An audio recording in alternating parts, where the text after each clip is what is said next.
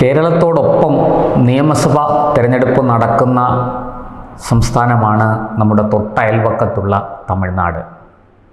തമിഴ്നാട്ടിലെ ഇപ്പോഴത്തെ രാഷ്ട്രീയ സാഹചര്യം എന്താണ്, അവിടെ ആരാണ് ജയിക്കാൻ സാധ്യത തുടങ്ങിയ കാര്യങ്ങൾ ഇന്ന് കേരളത്തിലെ മാധ്യമങ്ങളും ഒക്കെ ചർച്ച ചെയ്യുന്നുണ്ട്.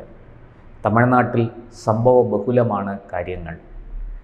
കേരളത്തെ പോലെ തന്നെ കഴിഞ്ഞ 10 വർഷമായി തമിഴ്നാട്ടിലും തുടർച്ചയായി ഭരണം നടത്തി വരുന്നത് DMK നേതൃത്വം കൊടുക്കുന്ന സർക്കാരാണ്.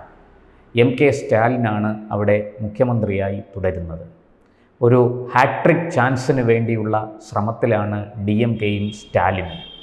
സ്റ്റാലിൻ തൻ്റെ മകൻ ഉദയനിധി സ്റ്റാലിനെ കൊണ്ടുവന്ന് ഉപമുഖ്യമന്ത്രിയൊക്കെ ആക്കി ചെറുപ്പക്കാരുടെ വോട്ടുകൾ നേടാനുള്ള ഒരു പരിശ്രമം നടത്തിയത് നമുക്കെല്ലാവർക്കും അറിയാം.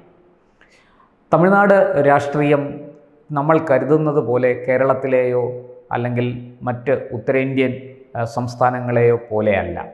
അവിടെ സിനിമയ്ക്ക് വലിയ പ്രാധാന്യമുണ്ട്. നടന്മാർക്ക് തമിഴ് രാഷ്ട്രീയത്തിൽ വലിയ സ്വാധീനവുമുണ്ട്. നമുക്കറിയാം, MGRും ജയലളിതയും ഒക്കെ തമിഴ്നാടിൻ്റെ മുഖ്യമന്ത്രിമാരായിരുന്നവരാണ്. അതുപോലെ തമിഴ്നാട്ടിലെ മികച്ച തിരക്കഥാകൃത്തായ കരുണാനിധി തമിഴ്നാട് മുഖ്യമന്ത്രിയായി ഭരിച്ചിരുന്നു. അങ്ങനെ തമിഴ് സിനിമാ ലോകത്തിന് തമിഴ്നാട് രാഷ്ട്രീയത്തിൽ വലിയ സ്വാധീനമുണ്ട്. തമിഴ്നാട് രാഷ്ട്രീയം 2 ധ്രുവങ്ങളിലായിട്ട് വിന്യസിക്കപ്പെട്ടിരുന്നു എന്ന് നമുക്ക് വേണമെങ്കിൽ പറയാം. ഒരു വശത്ത് DMKയും മറുവശത്ത് AIDMKയും. ഈ 2 പേരും പയറ്റിയിരുന്നത് ദ്രാവിഡ രാഷ്ട്രീയമാണ്. ദ്രാവിഡ ഭാഷയായ തമിഴ്, ദ്രാവിഡ സംസ്കാരമായ തമിഴ് സംസ്കാരം എന്നൊക്കെ പറഞ്ഞ് തമിഴൻ്റെ വികാരങ്ങളെ, മൃദുല വികാരങ്ങളെ ഇളക്കി വിട്ട് അത് വോട്ടാക്കി മാറ്റുന്ന ഒരു തന്ത്രം തമിഴ്നാട്ടിൽ നമ്മൾ നിരവധി തവണ ദർശിച്ചതാണ്.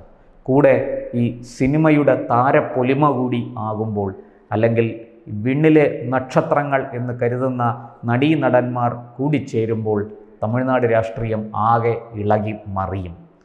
MGR ഒക്കെ മികച്ച ഭരണകർത്താവാണ് എന്ന് തെളിയിച്ചത് സിനിമയിലൂടെ രാഷ്ട്രീയത്തിലേക്ക് വന്നതിന് ശേഷമാണ്. എന്തായാലും ഇന്നത്തെ തമിഴ്നാട് രാഷ്ട്രീയം അങ്ങനെയൊന്നുമല്ല എന്ന് നമുക്ക് പറയാൻ കഴിയും. ഇന്നിപ്പോൾ തമിഴ്നാട് രാഷ്ട്രീയത്തിൽ ഒരു വശത്ത് DMK നേതൃത്വം നൽകുന്ന മുന്നണിയും മറുവശത്ത് AIDMKയും BJPയും നേതൃത്വം നൽകുന്ന മുന്നണിയുമാണ് ഏറ്റുമുട്ടുന്നത്. ഒപ്പം അവിടേക്ക് യുവ നടൻ, ഇളയ ദളപതി എന്നൊക്കെ അറിയപ്പെടുന്ന വിജയ് ഒരു പാർട്ടി രൂപീകരിച്ച് കടന്നു വന്നതോടുകൂടി ആകെ ഇളകി മറിഞ്ഞു തമിഴകം. ഈ വിജയ് ആകട്ടെ അദ്ദേഹത്തിൻ്റെ ഫാൻസ് അസോസിയേഷനുകൾ, അതിനെ താഴെത്തട്ടിൽ അവർക്ക് തമിഴ്നാട്ടിൽ എമ്പാടും ശക്തമായ ഫാൻസ് ഉണ്ട്. ഈ ഫാൻസ് അസോസിയേഷൻ രൂപീകരിച്ച് ഈ ഫാൻസുകാരെ എല്ലാം വിജയ് ഒപ്പം നിർത്തിയിട്ടുണ്ട്. അവരെയാണ് നേരെ ഒരു രാഷ്ട്രീയ പാർട്ടിയാക്കി മാറ്റി. ആ രാഷ്ട്രീയ പാർട്ടിയുടെ പേരിലാണ് വിജയ് ഇപ്പോൾ മത്സരിക്കാൻ രംഗത്തുള്ളത്. വിജയിന് അവിടെ ജനസ്വാധീനമുണ്ടോ ഇല്ലയോ എന്നൊക്കെ ഈ തെരഞ്ഞെടുപ്പിൽ തെളിയും. ഈ പറഞ്ഞതുപോലെ MGRും ജയലളിതയും ഒക്കെ കാഴ്ചവെച്ച, വിജയകാന്ത് ഒക്കെ കാഴ്ചവെച്ച ആ ഒരു പ്രവണത അത് വിജയിലൂടെ തമിഴ്നാട്ടിൽ തുടരുമോ ഇല്ലയോ എന്ന ചോദ്യം ഇവിടെ ഉയരുന്നുണ്ട്. അതവിടെ നിൽക്കട്ടെ. എന്താണ് DMKയുടെ അവസ്ഥ? തുടർച്ചയായി 10 വർഷം ഭരിച്ച DMK അവിടെ ശക്തമായ ഭരണവിരുദ്ധ വികാരം നേരിടുന്നുണ്ട്. DMKയുടെ പ്രതീക്ഷ ആ ഭരണവിരുദ്ധ വികാരം ചിതറി പോകും. അതായത് BJPയും AIDMKയും നേതൃത്വം നൽകുന്ന NDA മുന്നണിയും അതുപോലെ തന്നെ വിജയിൻ്റെ പാർട്ടിയും ഇങ്ങനെ ഒരു ശക്തമായ ത്രികോണ മത്സരം അവിടെ കടന്നു വന്നാൽ തനിക്ക് നേട്ടമുണ്ടാകും. ഈ ഭരണവിരുദ്ധ വികാരം ചിതറിപ്പോകും എന്നാണ് സ്റ്റാലിൻ്റെ കണക്കുകൂട്ടൽ. അതിനെ BJPയും വിജയും ഒക്കെ എങ്ങനെ നേരിടുമെന്നുകൂടി നമുക്ക് നോക്കാം.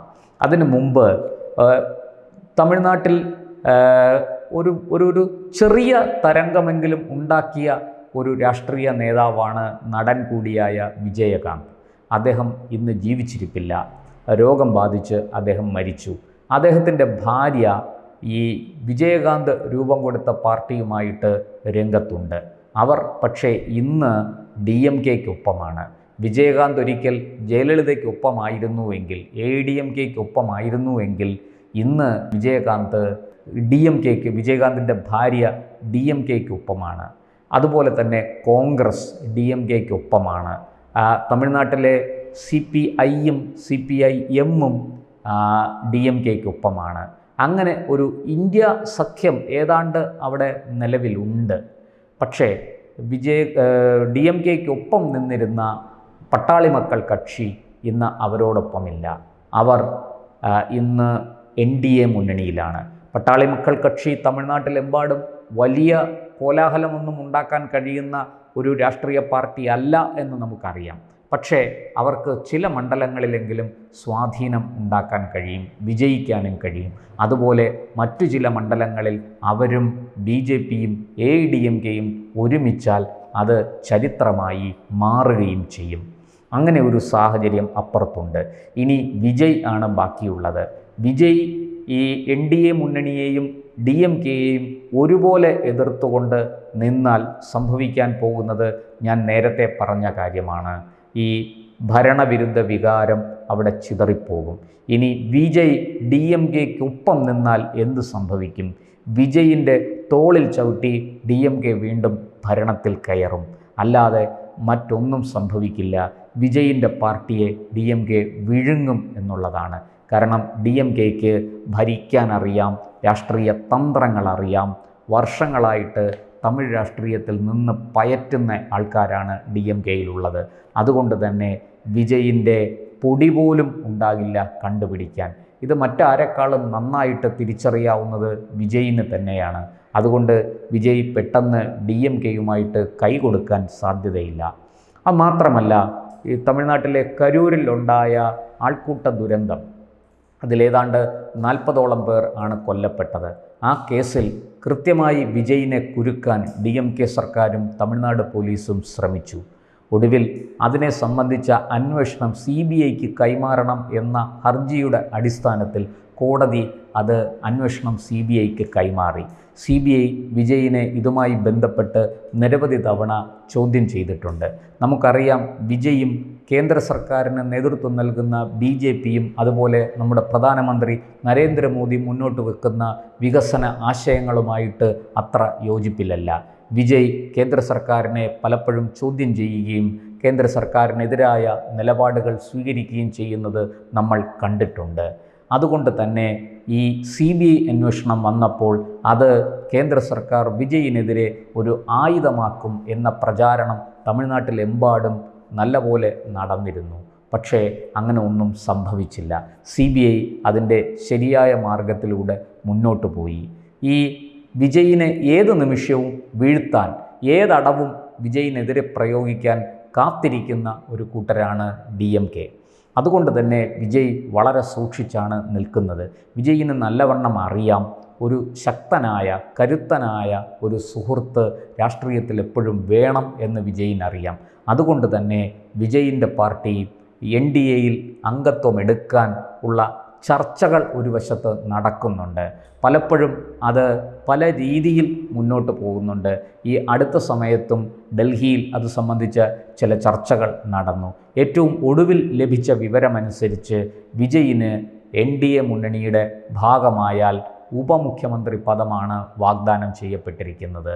അതായത് AIDMKയുടെ എടപ്പാടി പളനിസ്വാമി മുഖ്യമന്ത്രിയും വിജയ് ഉപമുഖ്യമന്ത്രിയുമായിട്ട് ഒരു സർക്കാർ നമുക്ക് രൂപീകരിക്കാം എന്നാണ് മുന്നോട്ട് വച്ചിരിക്കുന്ന ഉപാധി. വിജയ് ഇതിനെ സംബന്ധിച്ച് ഒരു വ്യക്തമായ മറുപടി പറഞ്ഞിട്ടില്ല. അദ്ദേഹം താമസിയാതെ തീരുമാനമെടുക്കും എന്ന് നമുക്ക് കരുതാം.